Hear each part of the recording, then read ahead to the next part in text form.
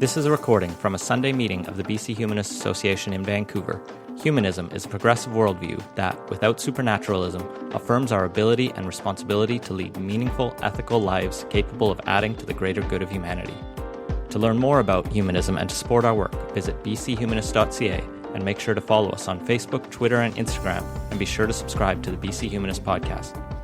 The opinions expressed in this podcast do not necessarily reflect those of our staff or board of directors. It's my pleasure to introduce today Donald Gutstein. Gutstein, the big... No, Gutstein. Gutstein, I'm sorry. The Big Stall. Let me tell you a little bit about Donald. Donald is a former professor in the School of Communication at Simon Fraser University and co-director of NewsWatch Canada, a media monitoring project at the school. He is author of Harperism, How Stephen Harper and his think tank colleagues have transformed Canada, as well as 4 other books on the links between large corporations, politics, and media. He lives in Vancouver.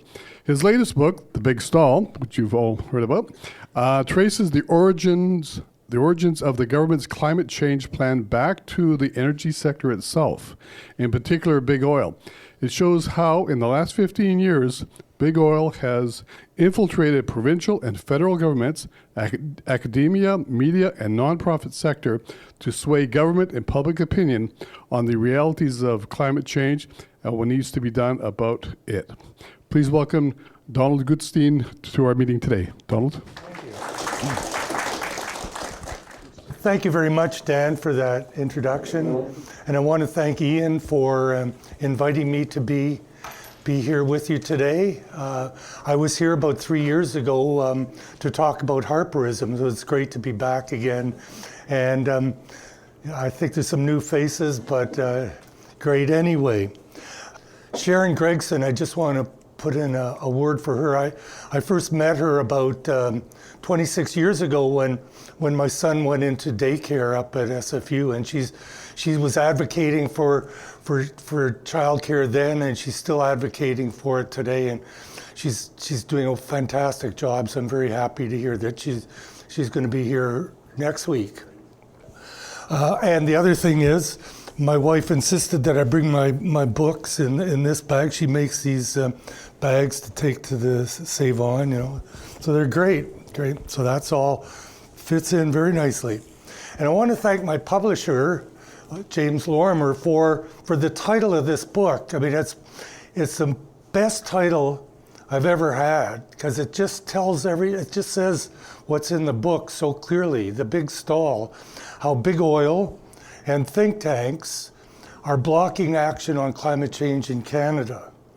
And so it's really about big oil and think tanks and what they're actually doing to stop progress on addressing climate change. And that's what the book is really about, is say everything they've done over 30 years since global warming became an issue in June of 1988, when James Hansen, the NASA climate scientist, testified before the US Congress that the greenhouse effect was here. So 30 years later, hardly anything's happened, except it's gotten much worse, right? What he's saying now is if we had started addressing it back then, we would have had a better chance of achieving the zero carbon economy, and I'm going to talk a bit about that. So big oil, the major multinational corporations, they've accumulated enormous power and wealth over a century. And this is important, an unrivaled ability to influence government. And I'll say a few words about that. Think tanks, well, I'm looking at a particular type of think tank called neoliberal.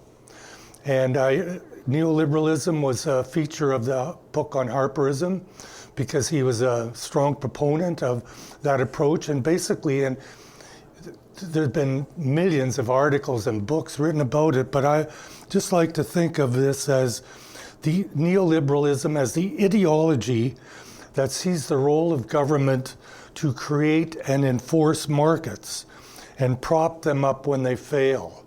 So it's not like libertarianism, where you say the smaller the government, the better. Just leave us alone. It's not that at all.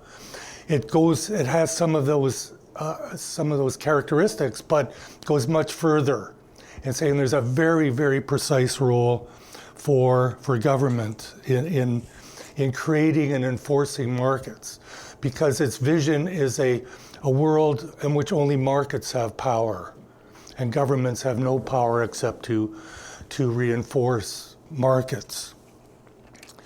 And the key thing about these think tanks is that neoliberals know that politicians govern us, but ideas govern politicians. So whoever can control the ideas, let's say about what to do about climate change, will win the day. And so the neoliberal think tanks, academics, university departments that are all in that area, and I have a lot of information about that, they've been very successful in promoting the kind of market-driven solution to climate change, which is really, as I try to show, is really no solution at all. All it does is perpetuate the ongoing market for fossil fuels. So where we're at today is, while we're quibbling away about carbon taxes, these yes, no, rebates, give it all back, use it for strong actions like public transit. So this debate is going on and on. Meanwhile, big oil is just humming along, making record profits and turning the climate crisis into a market opportunity. Okay, and that I think is a key message in the book. It's not a planetary emergency anymore. It's a market opportunity. If we look at the rhetoric that Justin Trudeau has been uttering since even before he became Prime Minister, you can see that in action. And Trudeau's purchase of the Trans Mountain Pipeline was pure neoliberalism, in the sense that what his father did, the book actually starts talking about Pierre Trudeau and comparing what the two of them did. Pierre Trudeau, as most of you will remember, created Petro-Canada, and he brought in the National Energy Program, which, if you actually look at it, was good. It's been demonized by big oil, by the corporate media, and by Washington, D.C. and the Alberta government. But actually, what it tried to do was secure oil supply for Canadians at a reasonable cost. And that meant challenging big oil. Justin, when he bought Trans Mountain Pipeline, was not for the benefit of Canadian consumers by any stretch of the imagination. Its purpose was to protect the oil sands industry and make sure it had greater capacity. And whether that was of any benefit to Canadians or not doesn't seem to be part of his thinking. And it's all part of big oil's grand bargain. What the business community has said is, you give us pipelines, we'll acquiesce to carbon pricing. This is what both Justin Trudeau and Rachel Notley in Alberta have done. The Business Council of Canada, its name has changed over time. First it was the Business Council on National Issues, the Canadian Council of Chief Executives, and now it's just simply the Business Council of Canada. Whatever its name, it's an organization of 150 chief executives from some of the biggest companies in Canada. And it's had enormous influence over many decades in influencing what governments do, what government even conceive of as being possible to do. And so in 2007, and that's over a decade ago, they published a report titled Clean Growth: Building a Canadian Environmental Superpower, 2007. This document called for a national energy strategy, carbon reduction targets that protected corporate profits, investment in clean technology, and appropriate carbon pricing. 2007. 2016, Justin Trudeau's government publishes its report, Pan-Canadian Framework for Clean Growth and Climate Change. You look at the two documents and they're almost word for word, right? Exactly the same things that Big Oil was asking for 11 years ago. That's what Trudeau says this is the direction Canada has to go in. Now, why the 11-year gap between the two documents? The answer is Stephen Harper. Stephen Harper was Prime Minister for most of those years. And even though he was a ferocious advocate for energy development, it had to be done his way. And the chief executives, when they talked about a national energy strategy, what they meant was federal and provincial governments had to get it together and come to a compromise, come to a resolution. In contrast to what Pierre Trudeau did, was the National Energy Program was imposed on the country from Ottawa. And that was, they never wanted that to happen again. Harper hated federal, provincial, negotiations, conferences, and so he wouldn't go anywhere near that. The other thing is they said, we'll have a carbon tax. Because actually for big business, having a tax is good compared to just denying things and because it creates certainty about what their future is going to be, and then they can plan for their future growth and development. Anyway, Harper was totally against such a tax. So it had to just kind of wait until somebody more amenable to corporate influence came into power, and that was Justin Trudeau.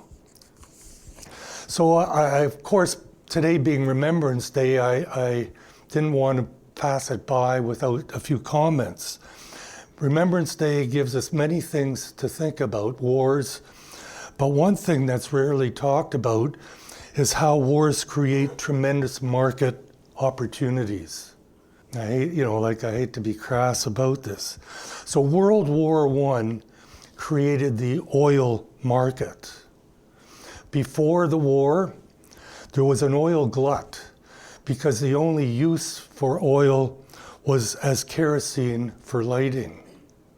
When the war started, transportation was provided by horses. There was one horse for every 3 soldiers, by coal-driven trains, and of course they could only go wherever there were railway tracks, and then coal-driven ships. And their problem was they required lengthy refueling stops. By the end of the war, and I just got to read this list, oil-propelled motor cars, motorcycles, airplanes, trucks, ships, submarines, even tanks changed warfare forever, scaling up the efficiency of battlefield carnage. It's been claimed that the Allies won the war because of their superior access to oil. As Lord Curzon said, the Allied cause had floated to victory on a wave of oil. The war was largely about the struggle for control of Middle East oil. When Turkey came into the war on the German side, British soldiers were rushed to defend the Abadan refinery in what was then known as Persia, Iran, today. After the war, the British and French victors carved up the Middle East into zones, securing access to oil reserves. The French, Syria, the British, Iraq. And in the process of carving up the Middle East, they created the failing states of Syria and Iraq. Germany, meanwhile, as the loser, struggled in the 2 decades between the wars to secure access to ample oil supplies to fuel its vast machine.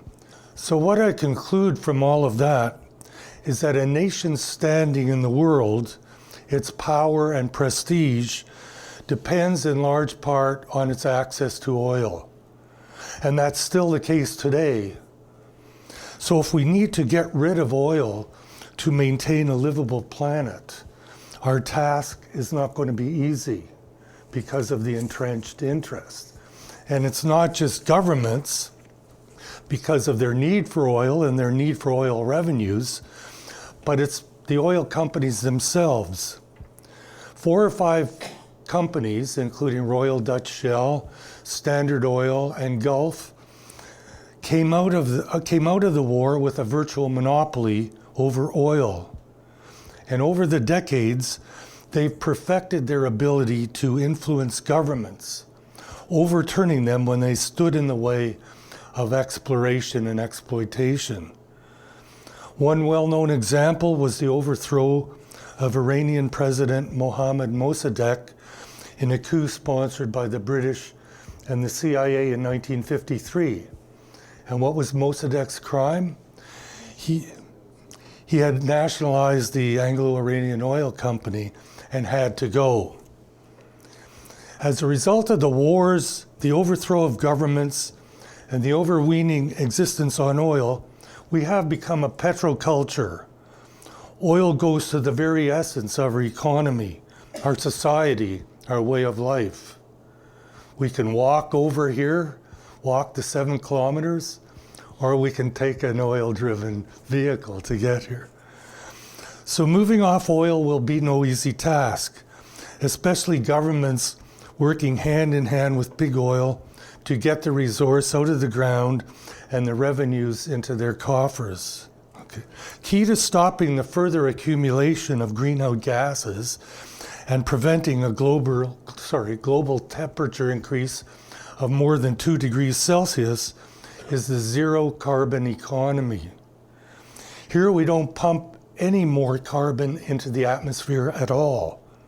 We may even have to figure out how to withdraw carbon from the atmosphere. And it was just a month ago that the Intergovernmental Panel on Climate Change, the key global body studying this, released a special report on keeping global warming below a 1.5 degree Celsius increase. We're already at slightly more than 1 degree since the beginning of the industrial era, and you can already see the impacts. Extreme weather events, rising ocean levels, habitat destruction, and much more. The 2015 Paris Agreement said we can have no more than 2 degrees, and let's aim for this 1.5. This new report tells us what we need to do to keep to that limit. Cut carbon dioxide levels 45% below 2010 levels by 2030 and get to net zero by 2050. That's just 32 years away. Meanwhile, just to take one example of millions, the LNG Canada plant in Kitimat will come on stream in 2024, emitting between 4 and 8 million tons of carbon a year. And that's got to be for at least 40 years because that's how long the plant is designed for, to make a profit. And that's well beyond the 2050 target. And why did I say 4 and 8 million? Well, the government says it's 4 million, while the environmental group says it's 8 million. When you include all the carbon dioxide and methane that's released when the gas is fracked, when it's transmitted to the plant, and et cetera, et cetera. So the big stall explains how big oil worked internationally at the United Nations and in Canada with Trudeau and Notley to ensure we never talked about a zero carbon economy, only a low carbon one. Low carbon economy is vague. It can mean anything you want it to. Even the LNG Canada plant in Kitimat, it claims it's low carbon, right? So I just wonder, do we ever talk about zero carbon, which is the only reality we've got to end up facing? So yesterday I did a little survey of daily newspapers in Canada using a library database, that you can get in any library. The question I asked the database, over the past year, how many times did the papers mention zero carbon economy and how many times low carbon economy? And frankly, I thought I would know the results, but they were still surprising. Over the last year, low carbon economy was mentioned in daily newspapers across Canada 668 times. Zero carbon economy, 11 times. In the Globe and Mail, it was 27-1. In the Vancouver Sun, 13-0. They didn't even mention zero carbon economy. So zero carbon economy has a very precise meaning. No more carbon. Low carbon economy can mean anything you want it to. So we're actually being hoodwinked, herded away from where we need to be going into some vague other direction. Big oil has been doing this since global warming became a public issue in 1988. And I mentioned this before, but I just want to say again, that's when NASA climate scientist James Hansen told the US Senate that it was 99% certain that the greenhouse effect was here. That year was the US was experiencing an extremely hot summer, which is not so unusual anymore, with a prolonged drought, and Hurricane Gilbert was the first billion-dollar weather event. As well, there were also news reports about a 100-mile long by 25-mile wide chunk of ice falling off from Antarctica. And Hansen, because of all these things that were in the public mind, Hansen made the front page of nearly every daily newspaper and every evening news broadcast.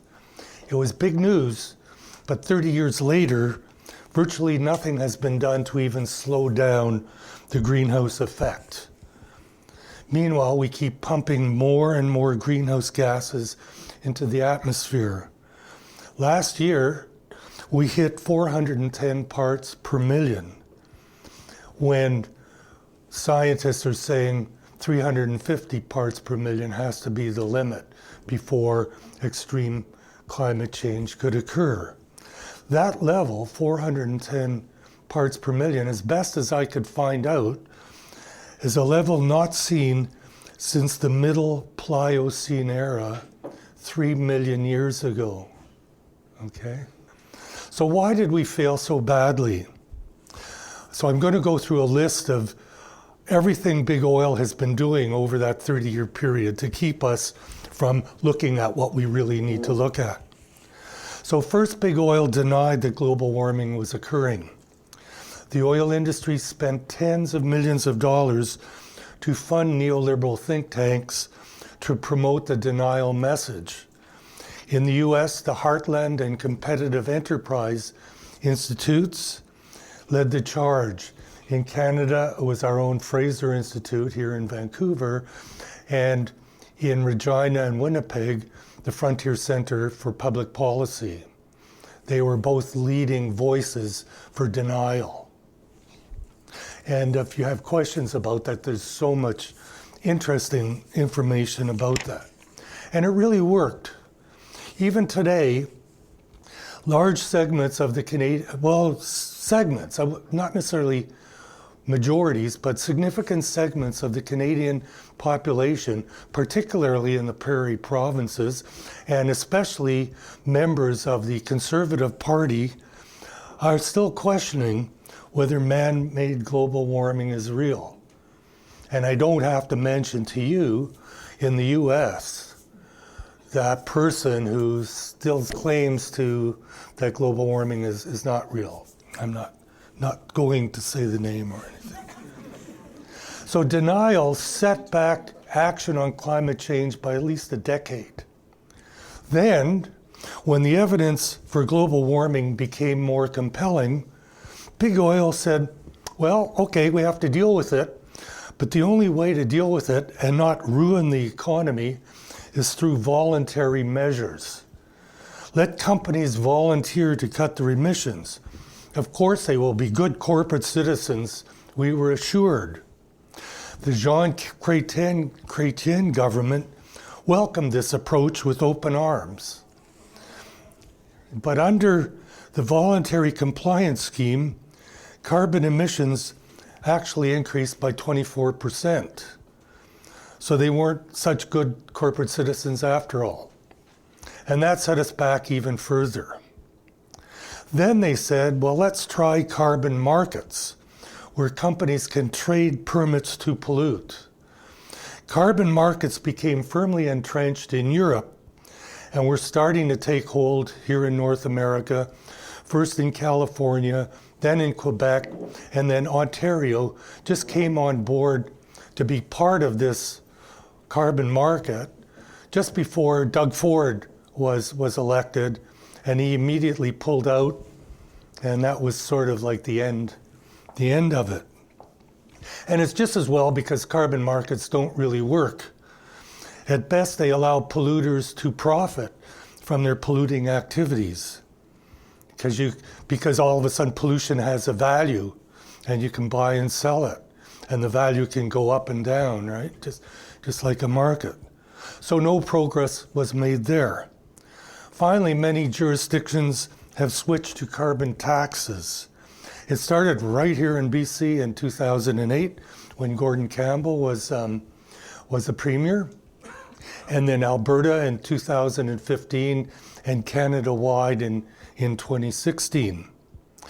But carbon pricing has deteriorated into a dreary hair pull between the supporters and opponents, and every day the papers are filled with these debates. But here's the thing, carbon pricing doesn't work. It's not intended to work. To stop carbon pollution, you'd have to put the price so high that it would destroy capitalism. Like if it was $300 a ton for pollution, the math is not feasible. The real purpose was to keep the oil industry afloat and to keep us distracted from what we really need to be doing.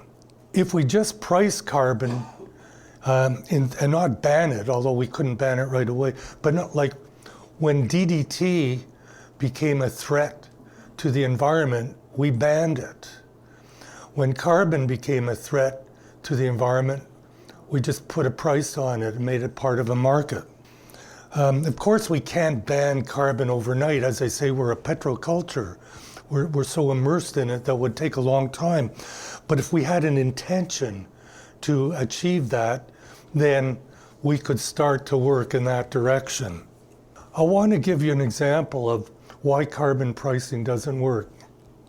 It's called carbon capture and storage. And what this technology does is it takes the carbon, say from a oil sands plant or for a coal burning power plant, instead of just releasing it into the atmosphere, you capture it and then store it underground for forever or whatever, And so that prevents that amount of carbon from being released into the atmosphere. There are two such facilities in Canada. One is Sask Power's Boundary coal-fired power plant near Estevan, Saskatchewan. The other, the more well-known one, is Shell Canada's Quest facility near Edmonton. This plant captures carbon, about 1 million tons a year, and from the Athabasca oil sands project near Fort McMurray. And then it buries it, with mine shafts underground. However, it was extremely expensive and would not have been built without a $1.2 billion contribution from the federal and provincial governments. So it's not economically feasible. But if you had a carbon tax of $60 to $80 per ton of carbon, Shell figures, well, we can make a profit doing that. We can build the carbon capture and storage facility, bury that carbon, and we don't have to pay the tax. So we can be bringing in $60 to $80 million a year that we wouldn't otherwise have. I hope you kind of understand how that works. And then we can continue to extract and export bitumen forever. We don't have to move towards zero carbon future. And we never kick the fossil fuel habit. The latest distraction is clean growth. Certainly clean growth is good. Any technological developments that can move us away from dirty production is beneficial. But it's being made into a mantra. It says growth can continue as long as it's clean. And clean growth is like low carbon, vague, right? You can put on it whatever you want to. Perhaps that's why the Trudeau government loves it, because it's so vague. Trudeau, I don't know if you know this, he even changed the name of the Environment Department from Department of Environment and Climate Change. It's now Department of Environment and Clean Growth. Climate change has just disappeared. And there's even a movement that I track in my book called the Clean Growth Century. Welcome to the Clean Growth Century. Canada is going to be a leader. Once again, there is no strategy for moving to a zero carbon economy. Perhaps growth itself should no longer be the goal. Instead, we may have to look at things like redistribution guided by social justice and equity principles.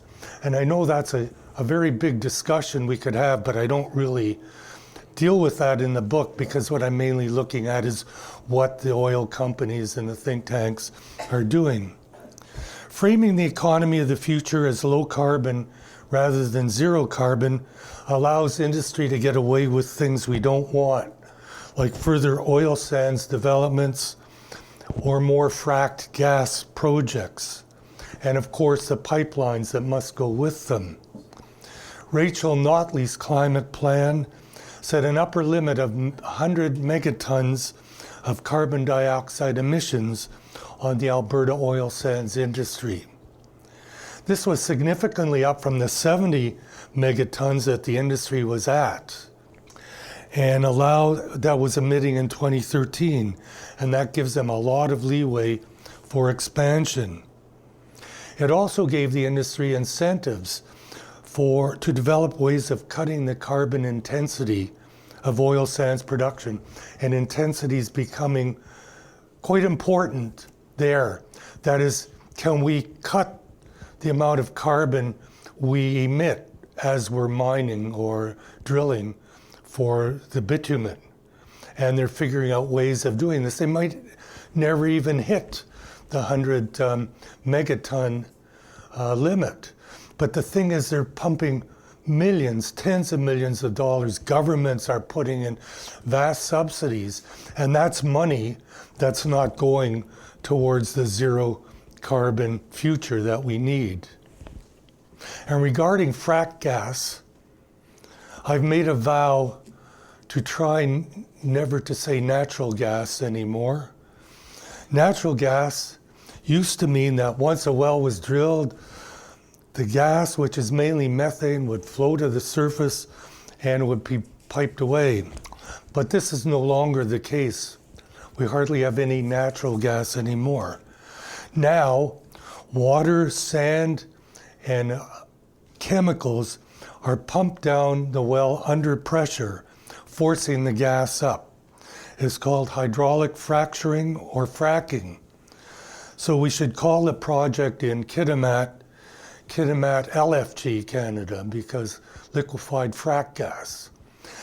And that would alert us to the risks of methane leakage, earthquakes, and groundwater contamination, which are the concomitant attributes of fracking. it gives the lie, both of these give the lie to the benign sounding low carbon economy. And in all of this, we must remember that our accounting for carbon emissions here in British Columbia or Canada does not include the ultimate use of these products in Asia or wherever they go, which releases additional carbon. It still contributes to global warming and makes the zero carbon economy that much less attainable. I mentioned at the beginning business's grand bargain, carbon pricing in exchange for pipelines. Well, Trudeau seems to be failing on both sides of this equation. He's not getting the carbon pricing that big oil wants, nor is he getting the pipelines that they want. So what I'm going to be looking forward to as the next election comes around is what oil will say about him and whether they drop their support for him. So it'll be something interesting to watch. So let me just end with a few takeaways from this talk. So first, we have to stop talking about carbon pricing as if it's the key to the zero carbon future. It's not, and it never will be. We need to recognize that market-based approaches can be part of the solution, but they're far from being the main part. That function has to be reserved for stringent government regulation, like banning the burning of coal and imposing tough fuel standards, and there's many other things that can be done as well. Plus massive investment and ownership of clean energy. And I'll end on a Remembrance Day note. We can think of the effort to reach a zero carbon society to be as all-encompassing as the war effort, when the entire society pulled together to defeat the common enemy. Thank you.